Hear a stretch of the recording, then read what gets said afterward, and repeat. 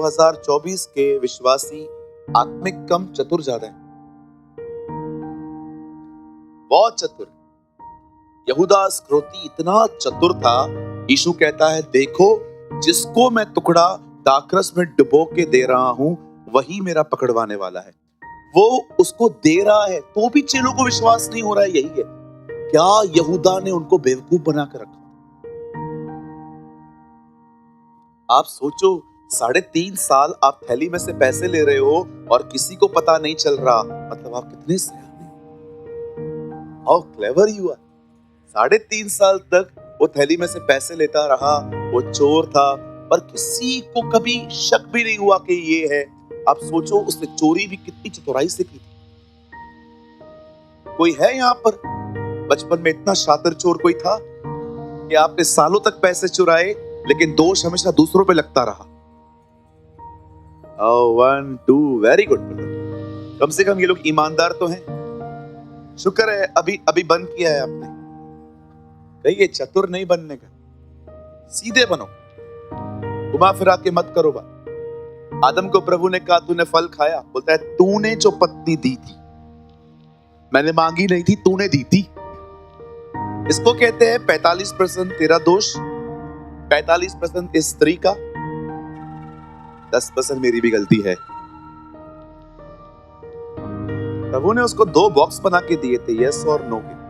तूने पाप किया, यस या नो, एक पे टिक कर। उसने कुछ भी नहीं किया, नीचे से लिखा आई डिड इट।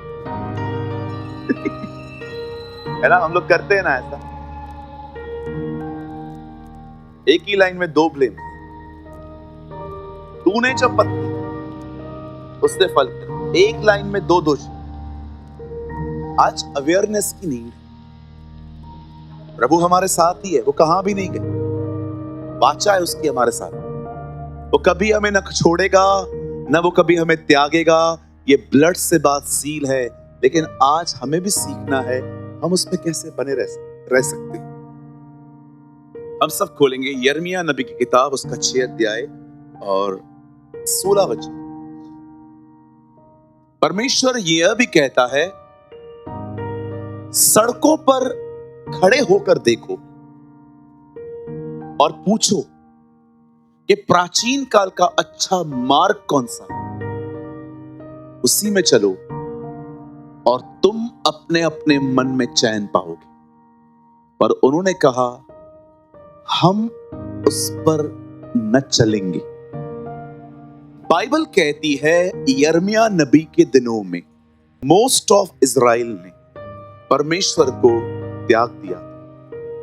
आज भी आपको ऐसे बहुत से लोग मिलेंगे जो 2 कैटेगरियों में है। एक है अविश्वासी, जो प्रभु यीशु मसीह के सुसमाचार को सुनने के बाद उसे रिजेक्ट कर चुके हैं, और कुछ ऐसे भी लोग आपको मिलेंगे जो यीशु पर विश्वास तो करते हैं पर जीवन शैली सेम, लाइफस्टाइल इज सेम।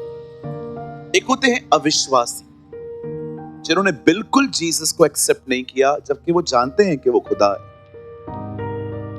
और हमारी बाइबल ये भी कहती है क्रोध इन पर ही रहेगा।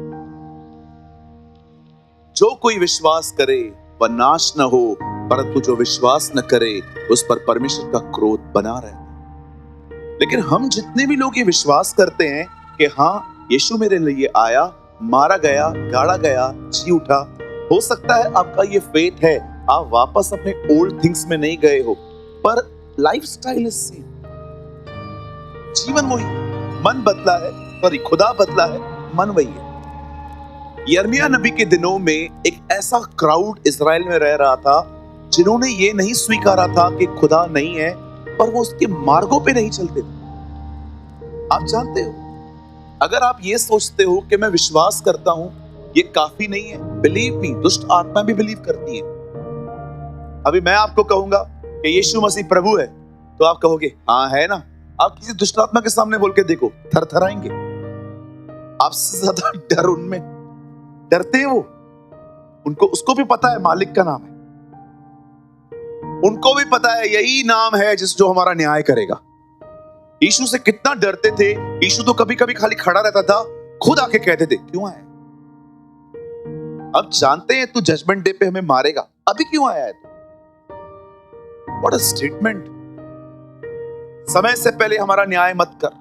याद है दुष्ट आत्मा ऐसे बोलती थी। एक दुष्ट आत्मा ने तो पता है क्या कहा, हम जानती है तू कौन। हम ही नहीं जानते, वो जानती है, वो जानती थी। मैंने प्रभु से पूछा, प्रभु ये आपको जानती कैसे हैं? मैंने ही धक्का दिया था इनको ऊपर से। They know me। ऊपर से किसने गिराया था इन्हें? मैंने। इसलिए कहती हैं मैं जानती हूं, सब जानती हैं। बड़ी कंफर्टेबल रहती है हर जगह ही। इधर लाके देखो, पता नहीं क्या होता है इनको, क्योंकि उनको पता है ये जो नाम ले रहे हैं ना, ये आलतू फालतू नाम नहीं है, ये स्वर्ग और पृथ्वी के मालिक का नाम है। ओह, जीसस बी द प्रेज।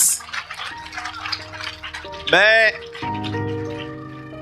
एक चर्च में गया था, ये चर्च यूपी में थी, और जब मैं वहां पर गया, बिलीव मी, मेरे पीछे एक आंटी बैठी थी और आगे एक चेयर थी, मुझे वहां पर बैठने के लिए प्लेस मिली थी।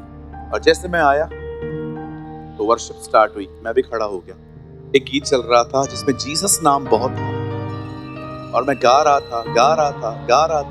था, और मैं ये फील कर रहा था कि यहाँ पर मेरे पीछे कोई है जो चिल्ला रहा है, लेकिन दबी हुई आवाज में। मेरी पीछे वाली आंटी का हालत खराब हो गया था। 2 मिनट के बाद जो उसने डांस किया, चर्च डिस्टर्ब हो गई पूरी, किसके कंट्रोल में नहीं आ रही थी। मैं प्रभु को कह रहा था, प्रभु तेरे नाम में इतनी ताकत है, तू आएगा, इनकी हालत क्या होगी। आप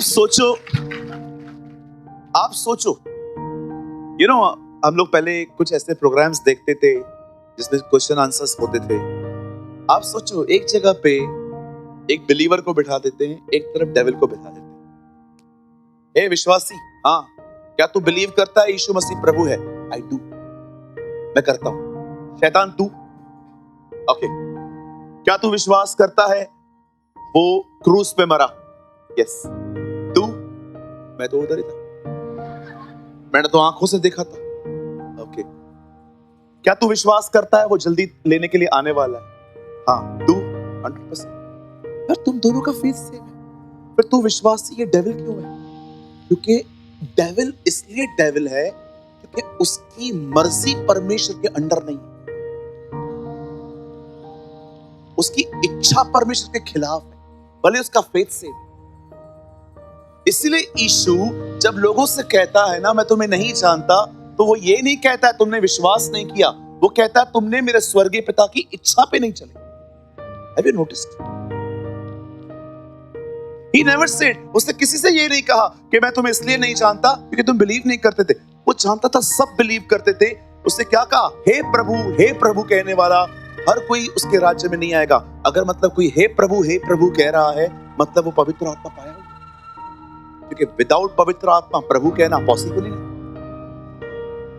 क्या अंतर है डेविल में और बिलीवर्स में, जबकि दोनों का फेथ सेम है, दोनों बाइबल पे बिलीव करते हैं? क्योंकि शैतान ने ठान लिया है, भले ही ये परमेश्वर है पर मैं इसके खिलाफ ही रहूं। हो सकता है आप में से भी यहां कोई हो नंबर 1 एक्टर, या एक्टर इधर आना है, एकदम मस्त इनोसेंट वे में बैठना है, पर यहां से निकलने के बाद काम ही अलग है। इधर तालियां हैं, पवित्र, तू पवित्र, यहां से बाहर जाने के बाद लड़कियों को देखना है, सीटियां बजानी है, सिर्फ हेराफेरी करनी है।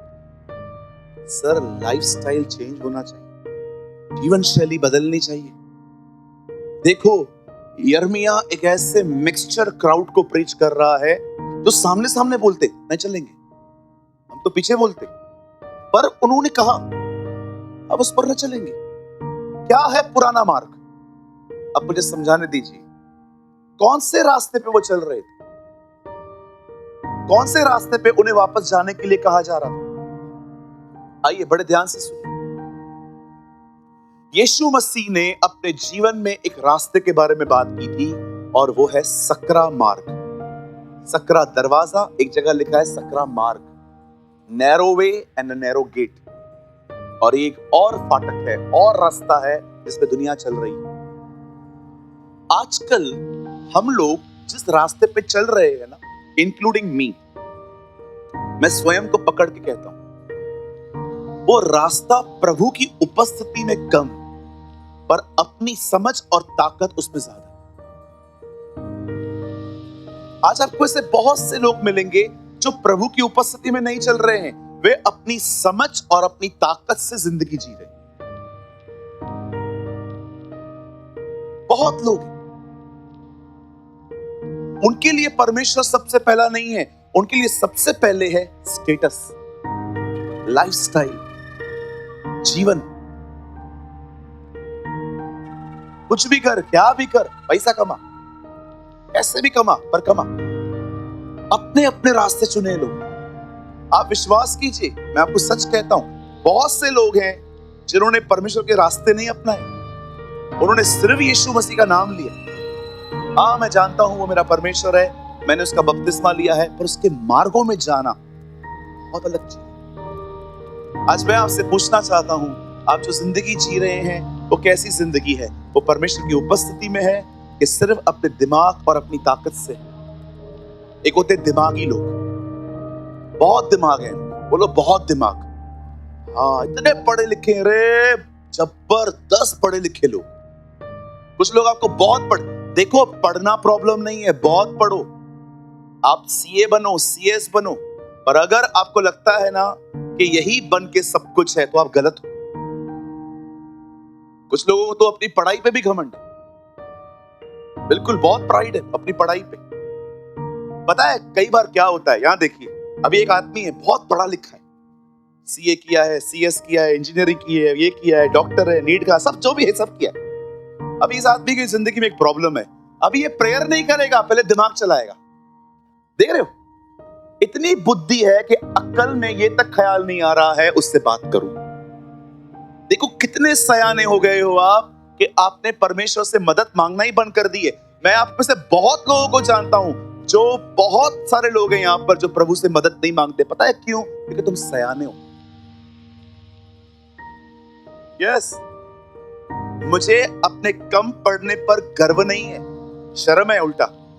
मुझे भी पता है मैं कम पढ़ा लिखा हूं, लेकिन मैं सच कहता हूं, मैं धन्यवाद करता हूं कि ज्यादा अक्ल भी नहीं थी, नहीं तो प्रभु को समझ भी नहीं पाता। मैं एक से एक क्लेवर लोगों से मिलता हूं मीटिंग में, और मुझे डिबेट करके नहीं बोलते tell me who is God, और मैं उनको सब एक्सप्लेन करता हूं। लास्ट में एक ही लाइन बोलते, हाँ ठीक है, सब एक है। एक है, सब एक है, सब एक, हमारा बाप एक है, बाकी सब एक है। कितने डैडी हैं हमारे? एक ही है, मेरा एक ही पिता है, घर बैठे हुए हैं, अभी आए नहीं है आज। एक ही बाप है ना, तो खुदा कितने होंगे? एक ही है। कौन है? आप इन पढ़े लिखों को समझा के दिखाओ। अपने मार्गों को चुना।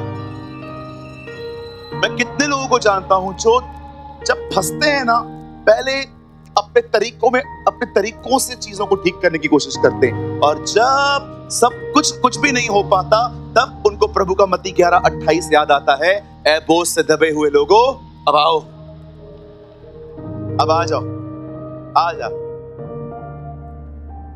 प्रभु ने बाइबल में कुछ एडिट करने के लिए नहीं कहा है। अगर करा होता ना, तो मैं उस वचन में एक चीज ऐड करता, ऐ बोझ से दबे हुए लोगों और डेढ़ सयानों, आ जाओ, आ जाओ। बहुत दिमाग है तुम लोग के पास।